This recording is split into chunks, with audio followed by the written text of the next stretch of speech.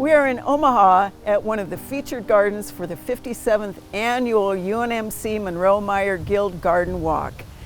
It's a wonderful space. Luann Raby is with me, and can you tell me about the creativity, the sustainability, and the mission of the Guild for doing this garden walk? Well, we are so excited to have these 5 private gardens here in Omaha, and we have all types of gardens for all types of people. We have full sun, we have full shade, we have orchard, we have a pond with koi in it, 19 vendors that you can buy garden art, put up in your garden. We also have a classic car in each driveway, so the men can sit and look at that. The mission of the Guild is to provide grants for research equipment programs for MMI, which is for all ages of people with disabilities. I'm a mom that has a son with Down syndrome, and I love gardening. What I have loved about it is every year we come up with something new that, oh, we're going to do this at our house and change this part. And so that's what I think is exciting about the garden walk. So everything about the mission and the places is absolutely wonderful. Thank you, Luann. You're welcome. One of the featured gardens on the tour this year was designed with both beauty and environmental responsibility in mind. Emily Mixon from Ryan's Lawn and Tree is the person who had that thought.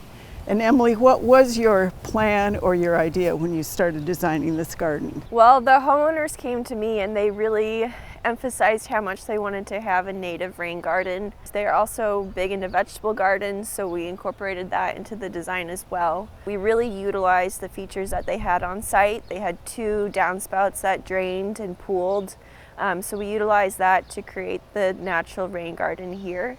And you can see all of the plants are taken off with that. A big piece of that, as you mentioned, is the rain garden itself. Talk a little bit about the beds and the curvilinear form and how that relates to the lake and the environment, since this is kind of a wide open space. So everything is very soft lines, nice curves. It really flows. The native plants incorporated in that flow with the lines as well. So everything's very soft and natural and flowing. You get the little fine textures from the plants, you get the larger leaves, and it all just kind of mixes together to create what you see here. And you said that the owners actually do all of the management on this space themselves? They do. So to be able to take your design and manage it in a way that you had in mind is a little bit unusual sometimes, isn't it? Yes, yep. So it's been in for about 4 years now.